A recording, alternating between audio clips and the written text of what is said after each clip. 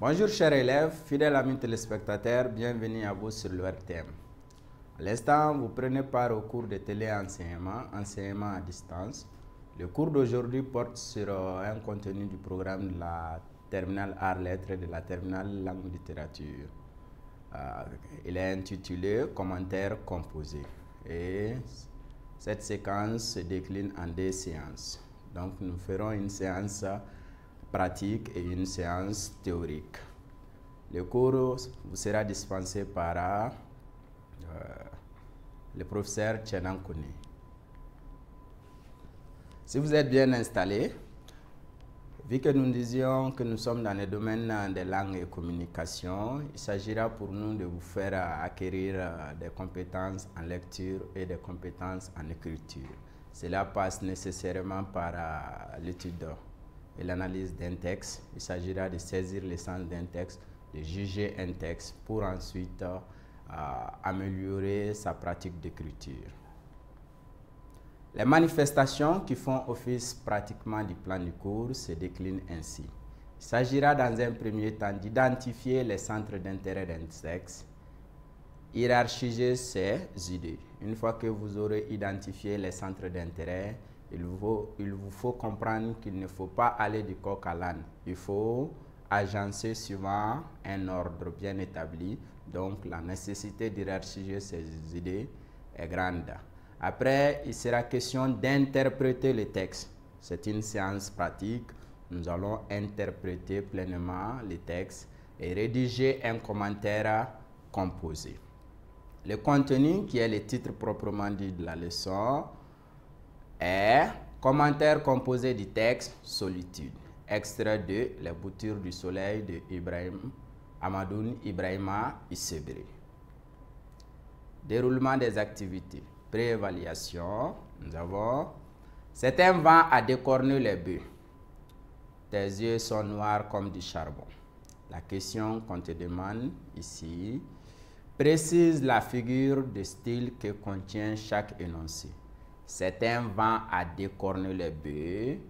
Tes yeux sont noirs comme du charbon.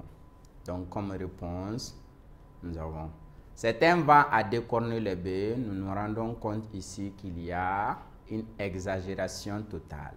Donc la figure utilisée est une hyperbole. Tes yeux sont noirs comme du charbon. Ici, il y a une comparaison. Donc cette figure s'appelle la comparaison. Situation problème. Un grand-père a invité son petit-fils à lui dire ce qu'il veut exercer comme métier dans la vie. L'enfant est resté longtemps silencieux. Alors le vieux lui dit, « Ton silence est lourd. » L'enfant ne comprend pas le sens de cette phrase. On te demande à présent de lui proposer un commentaire.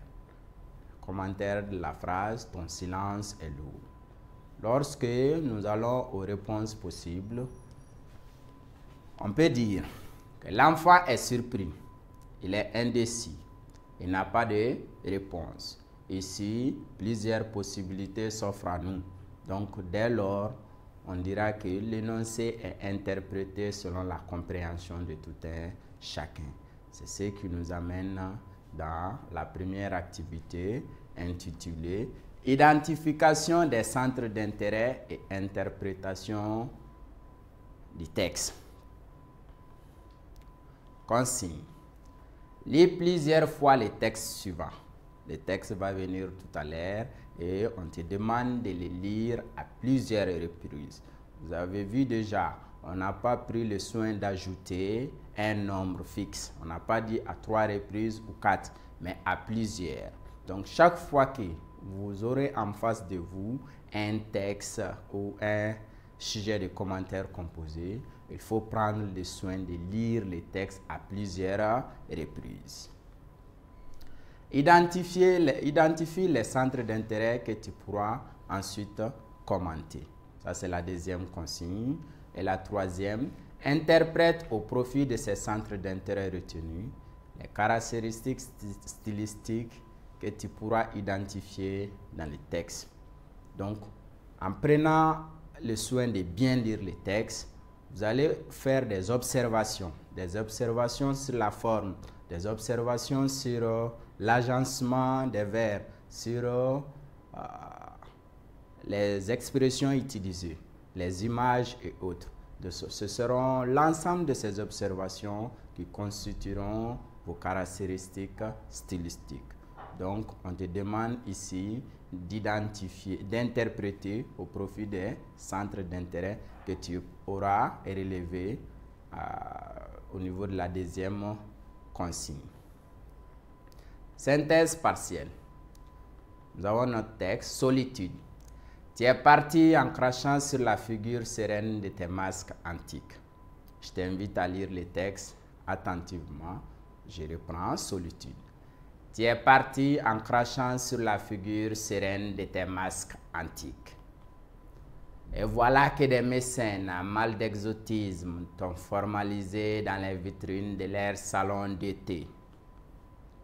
Les faufilages, leurs idées égalitaires sur ta conscience titubante t'a envoûté comme les paroles du sorcier le possédé. 1000 saisons et 1000 lunes sur les pavés enneigés, sans une couverture de cotonnade chaude sur tes épaules. Tu as supporté tout cela, mais au retour, les bercailles t'accueillent avec dans tes bagages une odeur rance d'amour hygiénique. Et tu voulais prouver ta personnalité aux hommes à la face blême, réhabiliter la race dans les forêts, sur les montagnes, dans les savanes. Nos dieux ricanent en voyant s'accomplir leur malédiction. Amadoun Ibrahima Issebré, Les boutures du soleil, 1981. Et après le texte, vient généralement ce deuxième aspect. Fais le commentaire composé de ce texte en montrant par exemple comment l'auteur procède à la description de l'assimilation et son exhortation à une prise de conscience pour un ressourcement. Synthèse partielle. La toute première consigne nous invitait à lire le texte. Donc, nous l'avons lu à plusieurs reprises. Assure-toi tout le temps de lire et relire le sujet. Ne rentre pas brusquement dans les commentaires sans pour autant passer par cette étape préalable. La lecture à plusieurs reprises du sujet. Et une fois que vous aurez commencé la rédaction, il faut de temps en temps revenir chaque fois que vous aurez des difficultés à interpréter un passage. Il faut revenir au texte et relire pour avancer. Donc la lecture est très importante. Après avoir lu le texte, nous retenons des centres d'intérêt. Le premier centre d'intérêt est que le texte se repose dans un premier temps sur la description de l'assimilation. Le deuxième centre d'intérêt est qu'il y a une exhortation à une prise de conscience pour un ressourcement. Donc, notre analyse va s'articuler autour de ces deux centres d'intérêt. Nous allons essayer d'identifier tous les éléments qui renforcent ou qui étayent la description de l'assimilation et tous les éléments qui concourent à l'exhortation à une prise de conscience pour un ressourcement. Interprétation des caractéristiques stylistiques du texte. Si tu te rappelles, si tu te souviens très bien, en lisant le texte, tu as remarqué déjà que nous avons en face de nous un poème. Donc, ça, c'est un élément qui relève du style, qui relève de la forme. Nous nous rendons compte également que l'auteur fait une description d'un homme perdu. Il y a l'itinéraire de cet homme qui quitte un point A pour un point B. C'est un constat. Deuxième constat, il s'agit d'un genre poétique. Déjà, la disposition sur la feuille, pour cette fois-ci, c'est en diapositive. La disposition sur l'écran nous éclaire pleinement dans ce sens. Nous avons en face de nous un poème. Il exprime les émotions d'un auteur. Cette description provoque un sentiment pathétique sur le lecteur. au terme de notre lecture, nous nous rendons compte que c'est le sentiment de pitié et de tristesse qui nous domine. Donc, c'est ce qu'on appelle en termes littéraires les registres littéraires d'un texte. Donc, les registres littéraires de notre texte est pathétique. Le texte a une tonalité pathétique. Les registres littéraires correspondent à la tonalité du texte.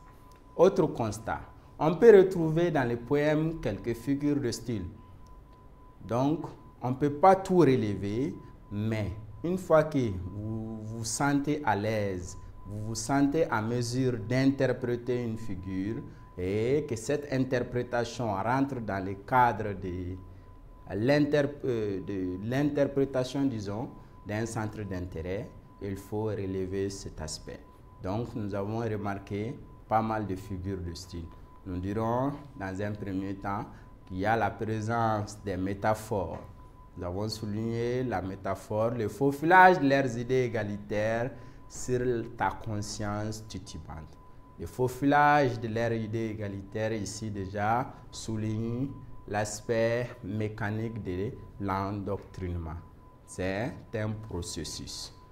Sur ta conscience titubante, le fait de dire conscience titubante montre déjà la fragilité d'esprit, laquelle fragilité est marquée par l'adjectif titubante, c'est-à-dire qui n'est pas solide.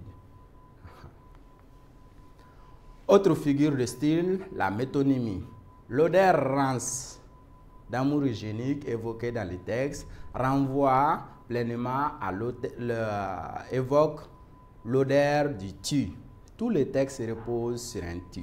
Donc, on se rend compte que cette odeur de rance renvoie à l'odeur du tu. C'est une métonymie. La périphrase. Les hommes à la face blême, donc, désignent les blancs. Ils ne sont pas nommés directement. Donc, l'auteur a fait recours ici à une périphrase. Pourquoi cela? C'est ce que nous allons dire dans l'interprétation. Elle contient aussi une métonymie car ils sont réduits à leur visage. Donc, c'est un élément physique pour décrire le tout. C'est ce qui nous amène à dire que ça correspond également à une métonymie. Cela accentue l'aversion que le tu nourrit à leur égard.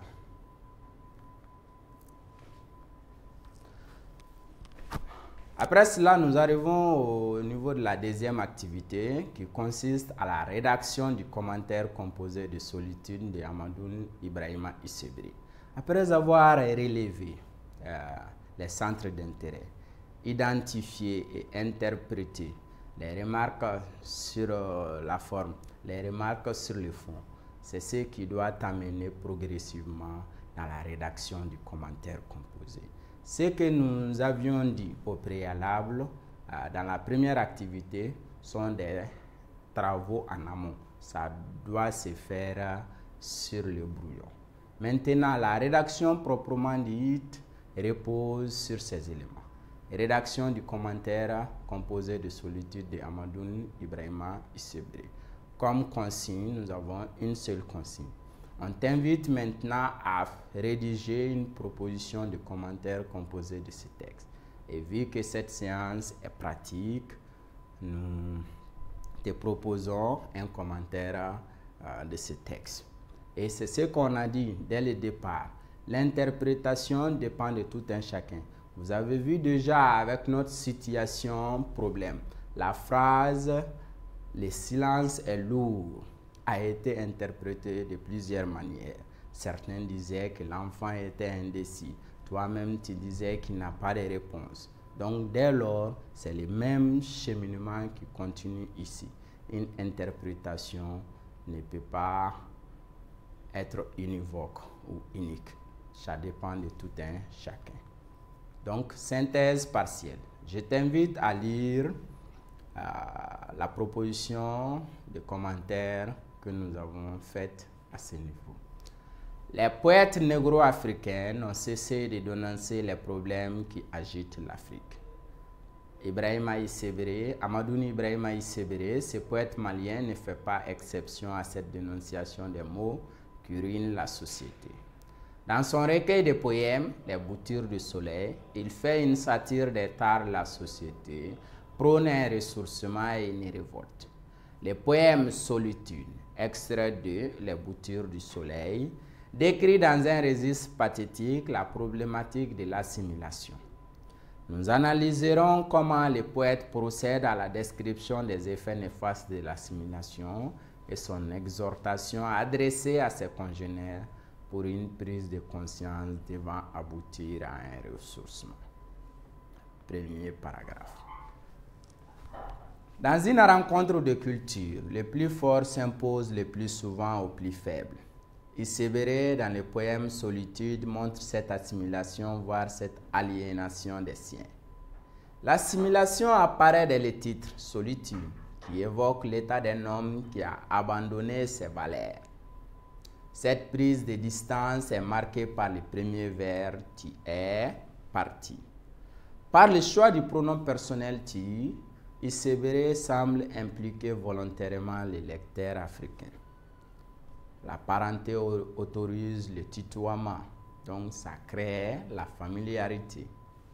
Le groupe verbal est parti. Plutôt que d'être suivi par le lieu, est complété par la manière, en crachant sur la figure sereine de tes masques antiques. Cela décrit les circonstances du départ. Le crachat est une salissure, un rejet. Cette manière montre le mépris pour les valeurs traditionnelles. Le rejet méprisant du tu est accentué par l'irrégularité du rythme des vers qui changent d'un vers à l'autre. Le vers serein de tes masques est suivi par un vers plus long, et voilà que des mécènes en mal d'exotisme. Les poètes dénoncent l'acte de mépris. En effet, le partant n'a qu'une envie, partir, qui d'ailleurs n'est qu'un constat amer pour l'auteur qui l'exprime par la préposition « voilà », montrant une action accomplie. Là commence la rencontre avec des gens d'influence, les mécènes en mal d'exotisme, qui sont présentés comme appartenant à un autre monde, d'où le champ lexical de ce modèle. Les vitrines, leurs salons d'été, les pavés enneigés. Au contact de ces personnes, le solitaire subit une transformation idéologique et culturelle, exprimée de manière métaphorique par la formule « conscience titubante ». Cette métaphore montre sa fragilité d'esprit, laquelle fragilité est marquée par l'adjectif « titubante ». Dans cette situation où le personnage défini par tu se sent guindé, mal à l'aise, une prise de conscience ne va-t-elle pas s'imposer pour un ressourcement? Le poète présente un personnage en deux temps différents. Un temps où il est en dérive et un autre où il est exorcisé. Il s'agit là d'un idéal de changement que préconise l'auteur, d'où le thème de la prise de conscience. Le tu, personnage versatile face à l'échec, entreprend un changement. C'est le début d'une prise de conscience pour un ressourcement. Elle s'opère dans ce texte suite aux souffrances endurées. Les vers 9 et 10 présentent un homme qui vit dans le froid, sans défense, 1000 saisons et 1000 lunes sur les pavés enneigés, sans une couverture de cotonnade chaude. Malgré tous ses efforts, il reste donc en marge de la société étrangère. La souffrance lui a servi de leçon. Il envisage le retour au bercail. Les années de séjour auront suffi à le transformer physiquement et moralement. En effet, l'odeur rance, odeur désagréable que le poète évoque est par métonymie celle du tu. Elle traduit aussi le sentiment de rancœur qui l'anime désormais. Le tu n'est plus le même, il revient avec un nouvel état d'esprit. Pour avoir subi le rejet, il connaît désormais son combat, réhabiliter sa race. Il semble avoir identifié ses adversaires, les hommes à la face blême, désignés par la périphrase. Les blancs sont réduits à leur visage, face blême. Cela accentue l'aversion que le tu nourrit à leur égard. En définitive, ce poème de Isebere intitulé Solitude fait la critique de tous ceux qui tournent le dos à leur culture. Le sort du partant tue est ce qui attend tous ceux qui piétinent les valeurs ancestrales. En leur présentant ce tableau sombre, Isebere les invite à une prise de conscience devant aboutir au ressourcement. Mieux vaut chercher à se connaître plutôt que de se renier. Mais se connaître ne doit pas empêcher de s'ouvrir à l'autre. Alors, le métissage culturel est-il ou non la solution? Voilà, ainsi se termine cette proposition de commentaires composés. Nous arrivons à présent à l'évaluation. On te propose cet énoncé. Notre président déclare solennellement: je m'engage à vous redonner le sourire, un nouveau soleil où les hommes ne seront plus comme des loups affamés, des chiens égarés, mais des agneaux. Interprète-le en 10 lignes sans dissocier le fond de la forme. C'est ce travail que tu dois pouvoir réaliser. Donc, tu relèves l'évaluation et tu te mets à proposer une interprétation sans dissocier le fond de la forme. Sur ce, nous vous remercions de votre écoute et à la prochaine.